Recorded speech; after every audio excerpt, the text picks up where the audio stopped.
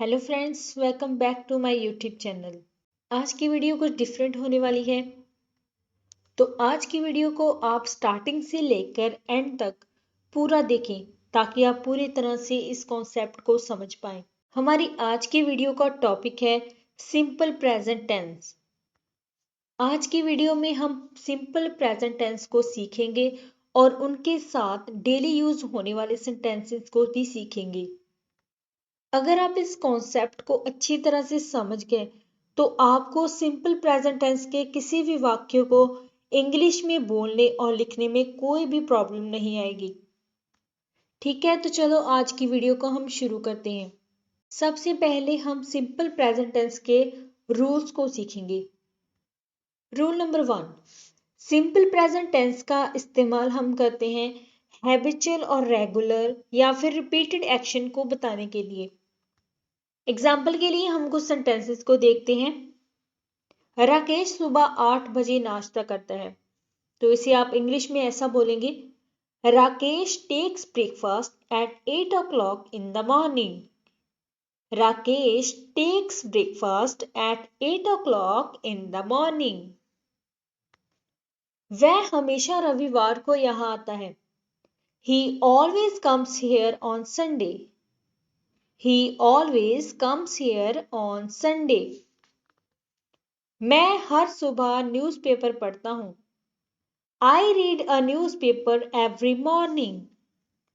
I read a newspaper every morning. वह बिना चीनी के चाय पीती है। She takes tea without sugar. She takes tea without sugar.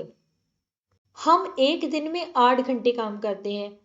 We work 8 hours a day. We work 8 hours a day. मैं हर सुबह 6 बजे जाग जाता हूँ। I get up at 6 a.m. every morning. I get up at 6 a.m. every morning. Rule number 2। तो rule number 2 ये है कि जब किसी भी वाक्य में या किसी भी बात में आप टाइम एक्सप्रेसिंग एडवर्ब का यूज करते हैं तो वहां पर भी सिंपल प्रेजेंट टेंस का प्रयोग होता है। तो सबसे पहले हम ये जान लेते हैं कि कौन सी एडवर्ब्स का यूज सिंपल प्रेजेंट टेंस में होता है, जैसे कि always, often, sometimes, generally, usually, occasionally, rarely, twice a month, twice a week, twice a day, once a month, once a day, once a week, every morning, every night, every day, etcetera. ऐसी और भी बहुत सारी हैं। तो ये सारी जो एडवर्ब्स हैं इनका हम यूज करते हैं हैबिचुअल या फिर रेगुलर या फिर रिपीटेड एक्शन को एक्सप्रेस करने के लिए। तो इनमें भी आप समझ लें कि सिंपल प्रेजेंट टेंस का ही यूज होगा।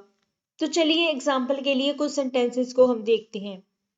वह हमेशा मुझसे मिलने यहाँ आता है। He always comes here to meet me. He always comes here to meet me. वह कभी कभी मुझे फोन करता है। He sometimes calls me. He sometimes calls me. तुम शायद उससे मिलते हो। You seldom meet him. You seldom meet him. वह मुझे कभी फोन नहीं करता है। He never calls me. He never calls me. मैं हर दिन उसे देखता हूँ। I see him every day. I see him every day. वह महीने में एक बार कॉलेज जाता है। He goes to college once a month. He goes to college once a month. मैं आपको ये भी बताना चाहूंगी कि सिंपल प्रेजेंट टेंस का यूज हम यूनिवर्सल ट्रुथ या फिर प्रिंसिपल या फिर परमानेंट एक्टिविटीज को एक्सप्रेस करने के लिए भी करते हैं। तो एग्जाम्पल के लिए हम कुछ सेंटेंसेस को देखते हैं। सूर्य पूरब में उगता है। The sun rises in the east. The sun rises in the east. 4 और 4 8 होता है। 4 and 4 makes 8. 4 and 4 makes 8. पानी 100 डिग्री पर उबलने लगता है। Water boils at 100 degree Celsius. Water boils at 100 degree Celsius. आगे हम सीखते हैं कि सिंपल प्रेजेंट टेंस का जो हम यूज करते हैं अपना अधिकार बताने वाले वाक्यों में भी हम इसे यूज करते हैं। तो एग्जाम्पल के लिए हम इन सेंटेंसेस को देखते हैं। ये मेरी कार है। This car belongs to me. This car belongs to me. आप इसे एक दूसरे तरीके से भी बोल सकते हैं। This car is mine. This car is mine. मेरे पास एक अच्छी बाइक है। I have a nice bike. I have a nice bike. वह एक बड़े घर का मालिक है। He owns a big house. He owns a big house. मेरे पास अंग्रेजी का अच्छा ज्ञान है। I have a good knowledge of English. I have a good knowledge of English. Present tense का अगला रूल है कि सिंपल प्रेजेंट टेंस का यूज हम आने वाले समय में होने वाले फिक्स प्रोग्राम जो होते हैं या फिर कोई फिक्स प्लान जो हो उसे एक्सप्रेस करने के लिए भी हम प्रेजेंट टेंस का ही उपयोग करते हैं। मैं 2 दिन बाद तुम्हें फोन करूंगा। I call you after 2 days। I call you after 2 days। वह कल तुमसे इस बारे में बात करेगा। He talks to you about it tomorrow। He talks to you about it tomorrow। मैं अगले महीने तुमसे मिलने दिल्ली आऊंगा। I go to Delhi to meet you next month। I go to Delhi to meet you next month। आपका school जुलाई में खुलेगा। Your school reopens in July। Your school reopens in July। शायद आपने ध्यान दिया हो कि ये जो सेंटेंसेस हमने सीखे हैं इसमें फ्यूचर टाइम एक्सप्रेसिव एडवर्ब्स आई हैं। For example tomorrow, next day, next night, next month. ठीक है। ओके, तो आगे हम सीखते हैं कि हेयर और देयर से शुरू होने वाले जो एक्सक्लेमेटरी सेंटेंस होते हैं उसमें भी सिंपल प्रेजेंट टेंस का ही यूज होता है। एग्जाम्पल के लिए हम एक दो सेंटेंसेस को देखते हैं। यही मेला लगता है। Here held the fair। Here held the fair। बस यही आती है। Here comes the bus। Here comes the bus। ठीक है, यहां तक समझ आ गया। तो अभी हम क्या करेंगे, हम सभी स्ट्रक्चर्स को ध्यान में रखते हुए एग्जाम्पल्स को सीखते हैं। सबसे पहले हम सीखते हैं अफर्मेटिव सेंटेंस, जिसे आप पॉजिटिव सेंटेंस भी बोल सकते हैं। ठीक है, तो सबसे पहले हम उसका स्ट्रक्चर देख लेते हैं। सब्जेक्ट आता है सबसे पहले, उसके बाद वर्ब की फर्स्ट फॉर्म आती है, उसके बाद एस या ईएस लगाना होता है, उसके बाद ऑब्जेक्ट आता है और उसके बाद और जो वर्ड्स होते हैं वो आते हैं। एग्जाम्पल के लिए हम देखते हैं, वह रोज कॉलेज जाता है। He goes to college daily।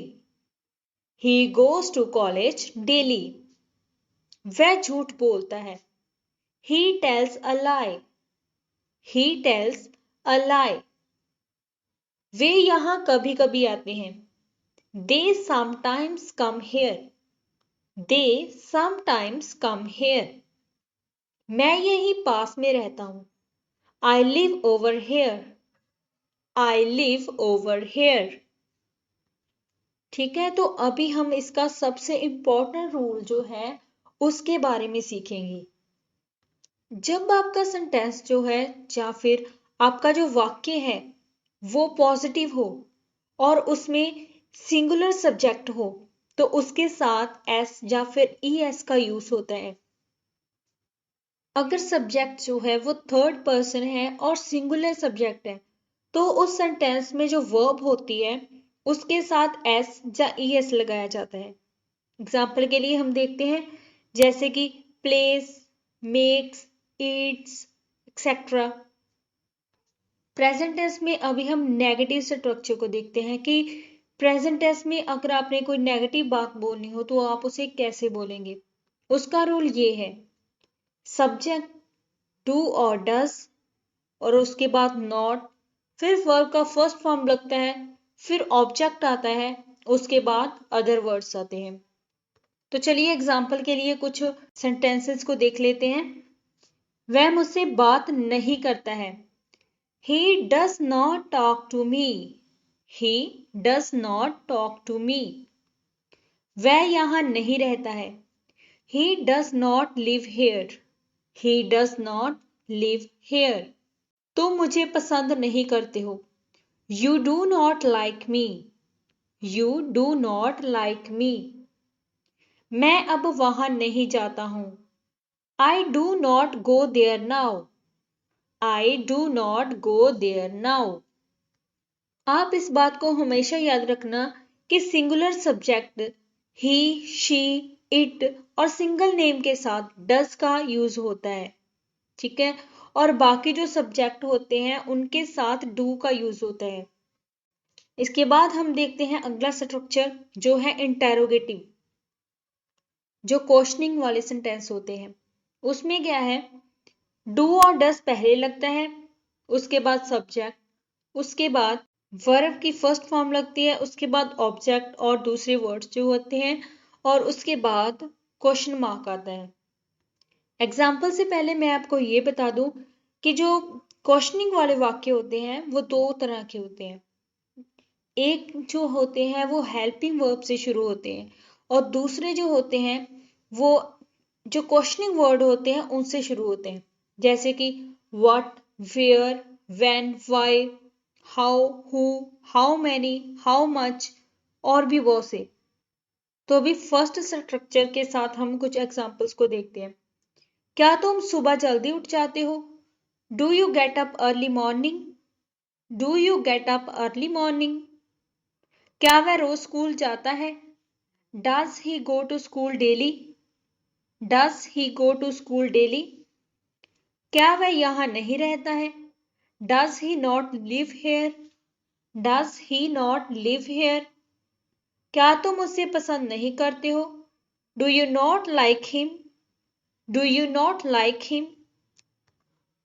WH word type question, उनका स्ट्रक्चर ये होता है कि सबसे पहले WH वर्ड आता है, उसके बाद डू या डज आता है, फिर सब्जेक्ट आता है, अगर नॉट वाले लगाने हैं तो फिर नॉट आएगा, तो उसके बाद वर्ब की फर्स्ट फॉर्म आएगी, फिर ऑब्जेक्ट आएगा, फिर अदर वर्ड्स आएगी। चलिए एग्जाम्पल के लिए कुछ सेंटेंसेस को देखते हैं। वह आजकल कहाँ रहता है? Where does he live nowadays? Where does he live nowadays? वह घर पर क्या करता है? What does he do at home? What does he do at home? वह कितना कमाता है? How much does he earn? How much does he earn? तुम कब सोते हो? When do you go to bed? When do you go to bed? वह सुबह में क्या खाते हैं? What do they eat in the morning? What do they eat in the morning? तुम उससे बात क्यों नहीं कर रहे हो? Why do you not talk to him? Why do you not talk to him? Okay friends, मुझे लगता है कि आज की ये वीडियो आपको समझ में आ गई होगी और आपने सिंपल प्रेजेंट टेंस के साथ साथ स्ट्रक्चर और रूल्स को अच्छी तरह से समझ लिया होगा। यदि आपको समझ में आ गया है तो आप इनकी हर रोज प्रैक्टिस करें, क्योंकि जितना ज़्यादा आप बोलकर प्रैक्टिस करेंगे या फिर अगर आपको लिखने में कोई प्रॉब्लम है तो अगर आप बना कर इन सेंटेंसेस को देखेंगे तो आपकी भी इंग्लिश नॉलेज बहुत अच्छी हो जाएगी। तो ठीक है, वीडियो को लाइक करना, शेयर करना और सब्सक्राइब करना ना भूलें। फिर से मिलेंगे हमारी एक नई वीडियो में।